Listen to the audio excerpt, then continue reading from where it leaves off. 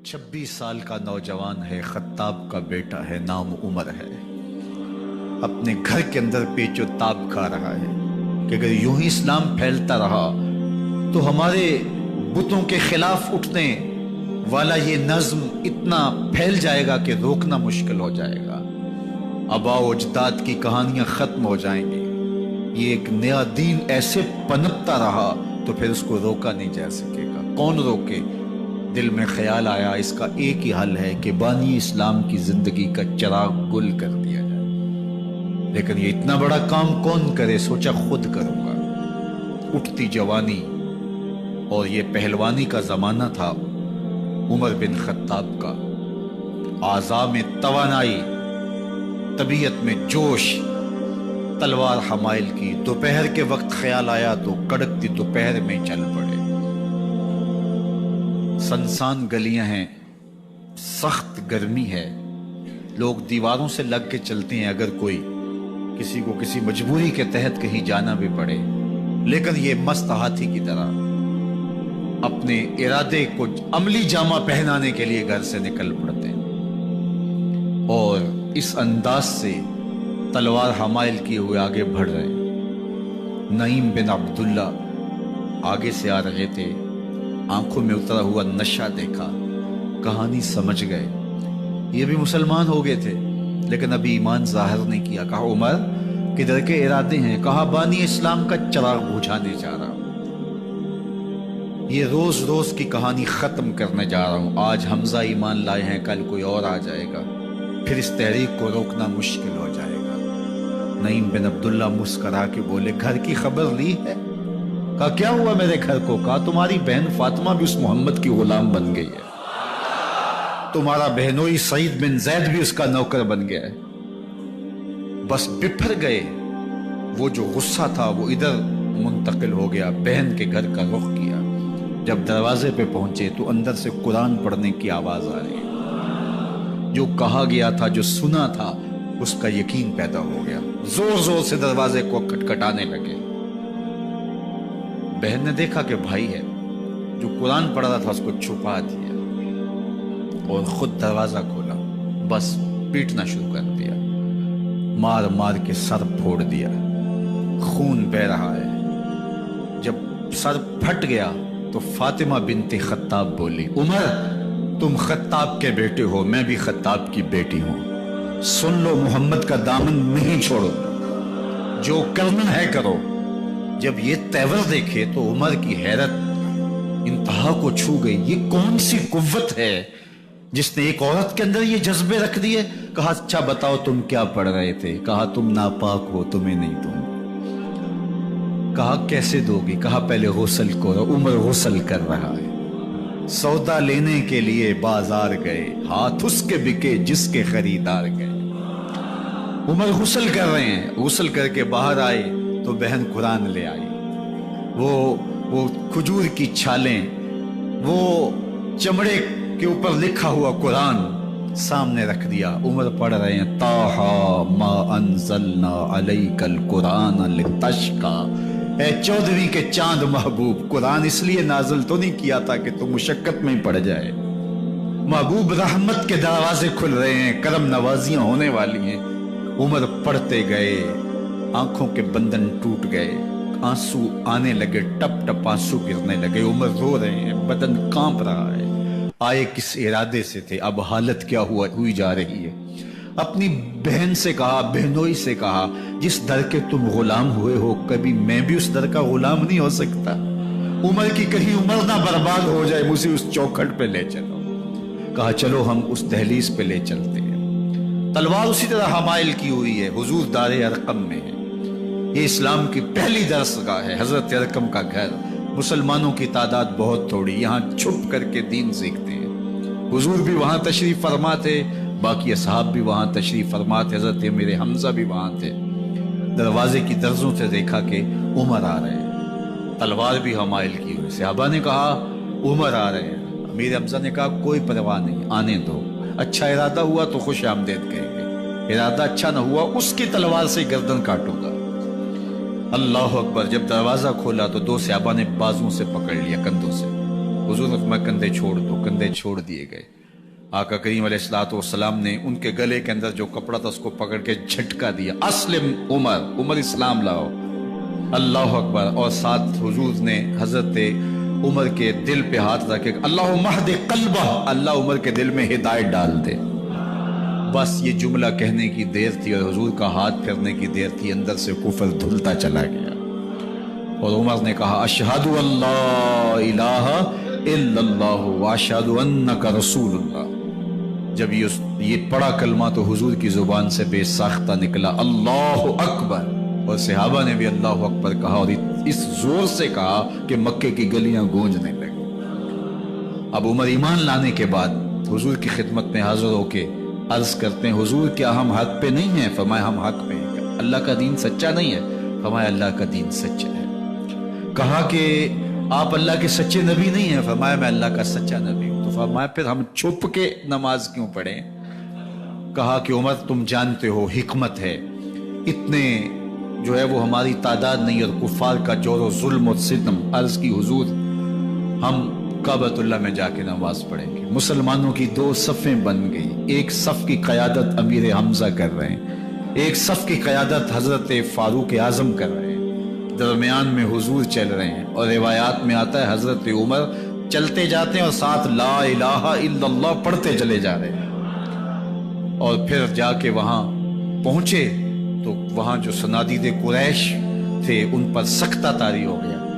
حضرت عمر رضی اللہ تعالیٰ عنہ جب ایمان لائے تو آپ نے ایک ایک کافر کے گھر کے دروازے پہ کھڑے ہو کے کہا، جب کوئی بھی شخص مسلمان ہوتا تو کفار اس کو مارتے، زود و کوب کرتے، ظلم کرتے، ستم کرتے، گھسیٹتے بازاروں میں، لیکن حضرت عمر ایمان لائے تو ایک ایک شخص کے دروازے پر کھڑے ہو کر کے کہا کہ تم کمزوروں کو مارتے تھے، میں تمہیں بتانے آیا ہوں میں محمد عربی کا نوکر بن گیا۔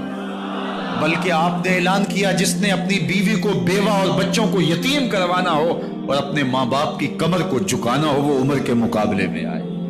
اللہ اکبر۔ زنیرہ نامی ایک خاتون تھی، بہت کمزور، راوی کہتا ہے کہ اس کی ہڈیوں میں گودا نہیں تھا، عشق رسول تھا، اور اس کا ظالم آقا اس کو مارتا ہے، اور جب مار مار کے تھک جاتا ہے ادھر سے عمر آ رہے ہیں، یہ اسلام لانے کے پہلے کی کہانی ہے، ادھر سے عمر آ رہے ہیں، تو اس نے کہا عمر تم جوان آدمی ہو تو یہ چھوڑتی نہیں ہے اپنے نبی کا نام، ذرا تم آؤ۔ عمر کوڑا پکڑ لیتے اسے مارتے مارتے مارتے تھک جاتے ہیں تو پانی پینے لگتے ہیں، تو کہتے ہیں مجھے تیرے پہ ترس نہیں آیا لیکن میں ذرا پانی پینے لگا ہوں، اور پھر گلے کے اندر کپ ڈال کر کے کوڑا اور اس کی رسی کو بل دیتے ہیں اور اس کی آنکھیں باہر نکل آتی ہیں، اور کہتے ہیں بلا اپنے نبی کو جو تیری آنکھوں کی بینائی واپس کرے۔ اللہ اکبر۔ تو اس نے آسمان کی طرف منہ کر کے کہا مالک میں کبھی بھی آنکھوں کی بینائی نہ مانگتی، لیکن اب تیرے نبی کی عزت کا سوال ہے۔ آنکھوں کی بینائی واپس ہو جاتی ہے۔ زنیرہ کو بڑا مارا، آج عمر گلیوں میں آنکھوں میں آنسو ہیں اور عجیب دلے بےتاب ہے، اور کہتا ہے آؤ بھئی میں حضور کا غلام بن گیا ہوں، تمہیں بتانے آیا ہوں۔ زنیرہ نے موڑ کاٹا تو آگے عمر یہ آواز دے رہے تھے۔ زنیرہ ایک کونے پہ کھڑے ہو کے رو کے کہتی ہے عمر تم تو بڑے اس دن جوش و غضب میں تھے اور تم مارتے ہوئے تھکتے نہیں تھے۔ تو عمر نے کہا زنیرہ اس دن میں نے دیکھا نہیں تھا، اب میں محمد عربی کو دیکھ آیا ہوں۔ جنہ ویکھیا نہیں ہو کرن گلاں، جنہ ویکھیا نہیں ہو کرن گلاں، جنہ ویکھیا ہو تے بول دے نہیں، جڑے محرم راز حقیقت دے اور راز حقیقت کھول دے نہیں۔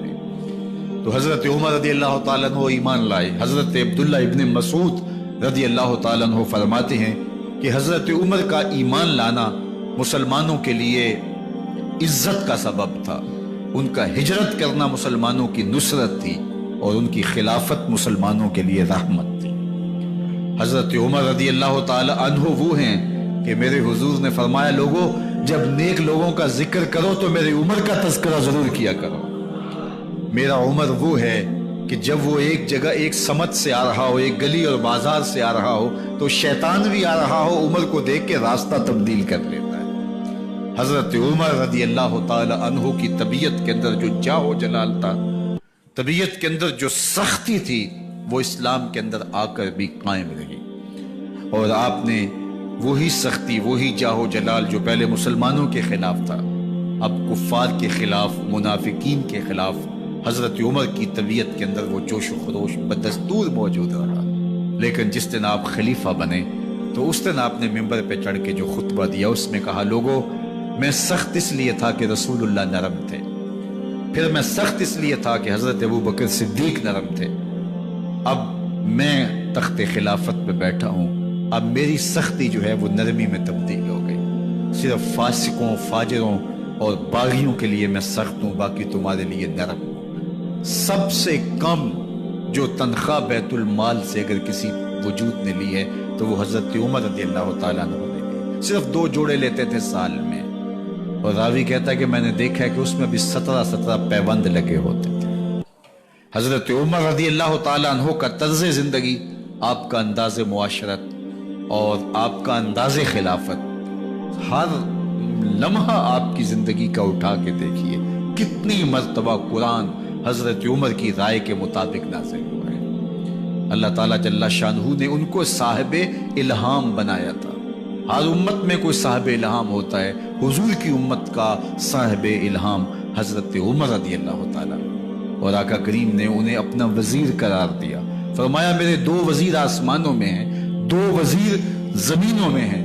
آسمانوں کے وزیر ابو جو ہے وہ جبرائیل اور میکائیل ہیں، اور زمین کے وزیر ابو بکر اور عمر ہیں رضی اللہ تعالی عنہما۔ تو اللہ تعالیٰ جل شانہ نے حضرت سیدنا صدیق اکبر کے بعد حضرت سیدنا عمر بن خطاب رضی اللہ تعالیٰ عنہ سے جو کام لیا، مختصر دور خلافت کے اندر 10 سال 6 ماہ 4 دن آپ نے خلافت فرمائی ہے، لیکن کہاں سے چلے اور یہاں مکران تک، بلوچستان کا حصہ ہے، یہاں تک آپ کے سلطنت کی حدود وسیع، ادھر آرمینیا تک جا پہنچے، حمص فتح کیا، قادسیہ، یرموک۔ آپ ذرا دیکھیے کہ کہاں تک آپ کی فوجوں کے گھوڑے دوڑتے رہے، اور اللہ تعالیٰ جل شانہ نے ان کو جو توانائی، عدل و انصاف کی قوت عطا فرمائی۔ اللہ اکبر، جب زمین پہ عدل کیا ہو تو زمین بھی حکم مانتی ہے، اور حضرت عمر وہ تھے جن کا حکم ہوائیں بھی مانتی تھی، زمین بھی مانتی تھی، جن کا حکم جو ہے وہ آگ بھی تسلیم کرتی تھی، اور دریا بھی ان کا حکم مانا کرتے تھے۔ مصر کے اندر رسم بد جاری تھی، یہ رسم بد جاری تھی کہ سال کے بعد 1-2 شیزہ کو زیورات پہنا کے، اچھے لباس میں ملبوس کر کے دریا کی بھیڑ چڑھایا جاتا، اس کی قربانی دی جاتی، اس کا خون بہتا تو دریا چلتا۔ جب اسلام مسلمانوں نے مصر فتح کیا تو گورنر نے لکھا کہ اسلام تو اس طرح کی رسوم کی اجازت نہیں دیتا، لیکن خشک سالی ہے، لوگوں کی فصلیں ویران پڑی ہے، تو حضرت کیا کیا جائے؟ تو حضرت عمر رضی اللہ تعالیٰ عنہ کو جب قاصد آ کے پیغام دیتا ہے تو کاغذ کے ٹکڑے پہ لکھتے ہیں، بسم اللہ الرحمن الرحیم، مصر کے نیل کی جانب عمر کا خط، لکھتے ہیں، اے نیل، اگر تو اللہ کے حکم سے چلا کرتا ہے تو چل، ورنہ ہمیں تیرے چلنے کی کوئی حاجت نہیں ہے۔ اور قاصد کو کہا یہ خط لے جاؤ اور جا کے دریائے نیل میں پھینک دو۔ قاصد جا کے خط دریائے نیل میں پھینک دیتا ہے، پانی آتا ہے، ایسا دریائے نیل چلا، 14 صدیاں ہوئی ہیں، آج تک کبھی بند ہی نہیں ہوا۔ دریا حکم مانتے، آگ نکلتی ہے۔ لوگ حضرت عمر رضی اللہ تعالی عنہ کے پاس آئے، حضرت لاوا پھوٹا ہے، آگ نکل رہی ہے اور مدینے کی طرف بڑھ رہی ہے، اب کیا کیا جائے؟ فائر بریگیڈ تو زمانے میں تھی نہیں۔ عمر نے اپنی قمیض اتاری، جس قمیض پہ 17 پیوند لگے ہوئے تھے چمڑے کے، کہا یہ قمیض لے جاؤ، جدھر آگ بڑھ رہی ہے آگے ڈھالنا، آگ پیچھے بھاگ جائے۔ زلزلہ آتا ہے تو زمین پہ دھڑا مارتے ہیں، زمین رک جا، کیا عمر نے تیری چھاتی پہ عدل نہیں کیا ہے؟ تو یہ عمر ہے رضی اللہ تعالی عنہ کہ جن کے انصاف کی وجہ سے، جن کے عدل کی وجہ سے اللہ تعالیٰ کی رحمات اور اس کی برکات کا نزول ہوتا تھا، اور اللہ تعالیٰ نے مسلمانوں کو وہ آبرومند حکومت دی۔ کائنات کی تاریخ کے اندر ایسی حکومت آپ نے نہیں دیکھی ہوگی جو حضرت عمر نے حکومت کی ہے۔ اللہ اکبر۔ فرمایا فرات کے کنارے پہ ایک کتا بھی پیاسا مر گیا تو اس کا حساب بھی عمر سے ہوگا۔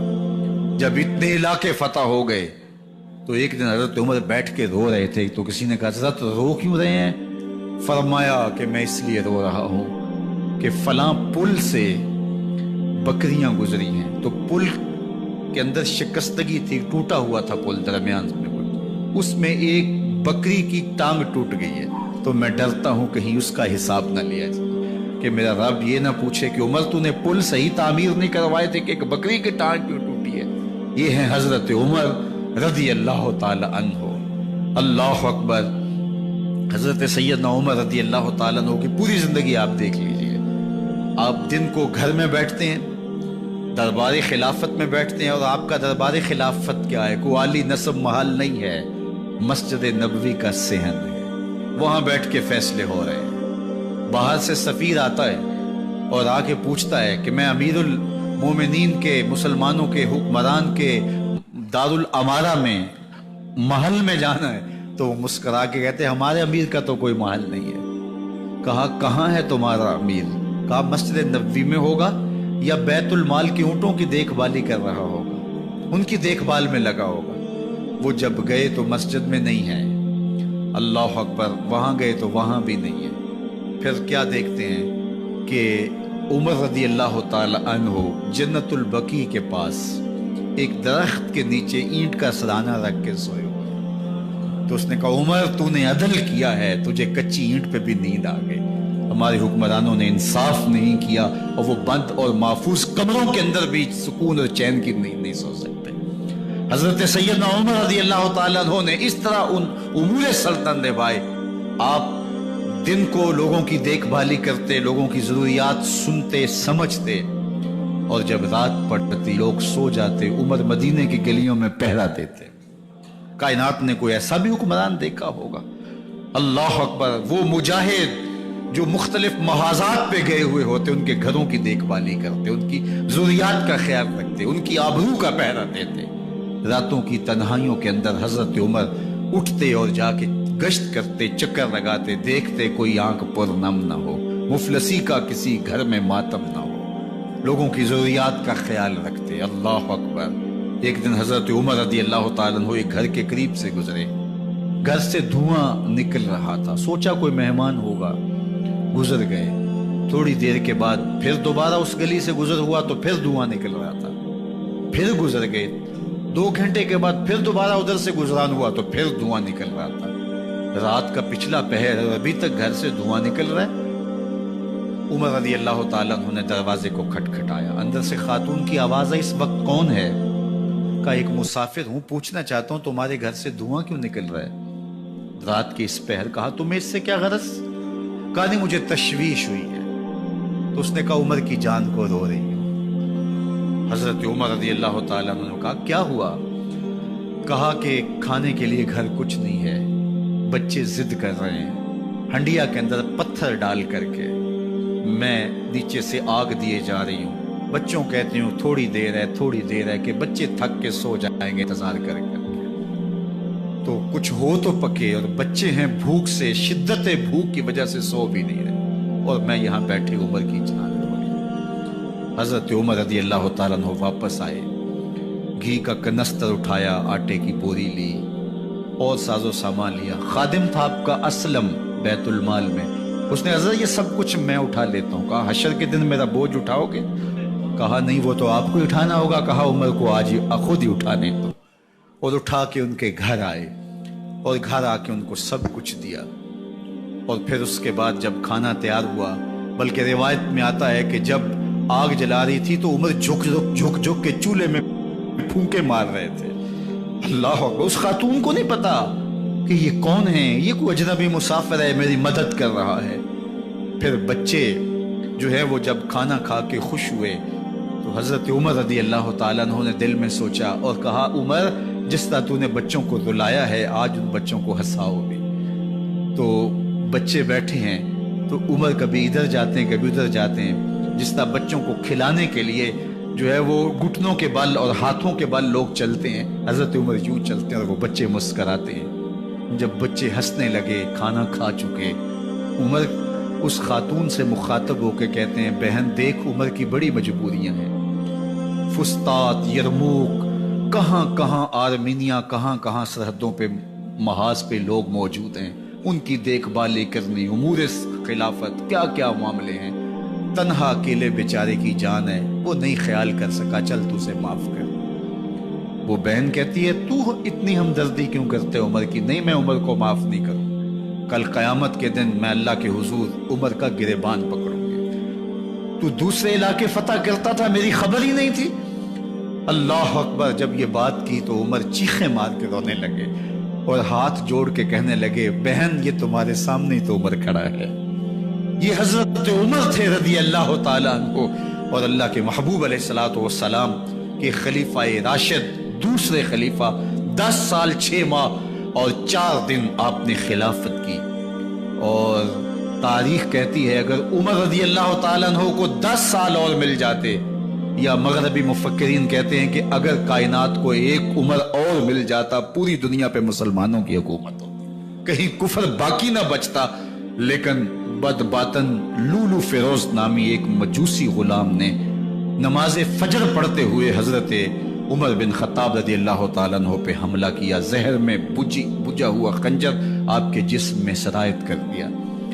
آپ وہاں سے اٹھا کے گھر لائے گئے اور 4 دن تک مسلسل آپ اس اذیت اور تکلیف میں رہے۔ جب آخری وقت آیا تو اپنے بیٹے کو بلایا، کہا بیٹا میں نے ام المومنین سیدہ عائشہ رضی اللہ تعالیٰ عنہ سے پوچھا ہوا ہے کہ میرے مرنے کے بعد حضور علیہ السلام کی قربت میں مجھے جگہ دے دی جائے، ہو سکتا ہے میں امیر المومنین مسلمانوں کا خلیفہ ہوں تو اس وجہ سے انہوں نے اجازت دے دی ہو، جب میں فوت ہو جاؤں تو ظاہر خلیفہ نہیں رہوں گا، تو پھر جا کے ان کو دوبارہ کہنا کہ میرے باپ کا پیغام ہے، اگر وہ اجازت دیں تو مجھے حضور کی قربت میں دفن کر دینا، اور اگر وہ اجازت نہ دیں تو پھر جنت البقیع میں مجھے دفن کر دینا۔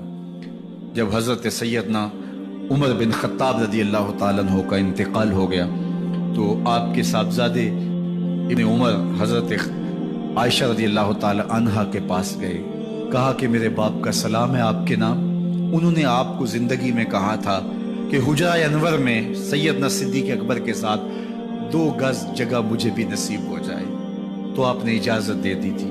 تو میرے والد گرامی نے فوت ہوتے ہوئے کہا کہ دوبارہ ام المومنین کے پاس جانا اور دوبارہ پوچھنا۔ اس وقت تو میں امیر المومنین تھا، ہو سکتا ہے وعدہ کر لیا ہو، لیکن اب اگر آپ اجازت دیں تو یہاں ہم قبر ان کے لیے کھود لیں، ورنہ ہم جنت البقیع میں دفن کر دیں۔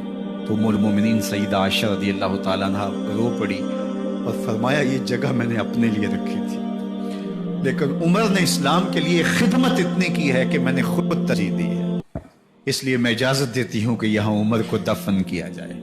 اللہ اکبر۔ اور پھر وہاں حضرت عمر رضی اللہ تعالیٰ عنہ کو دفن کیا گیا۔ یہ قبر میرے حضور کی ہے، ساتھ حضرت صدیق اکبر ہیں، ساتھ حضرت عمر فاروق رضی اللہ تعالیٰ عنہ ہیں۔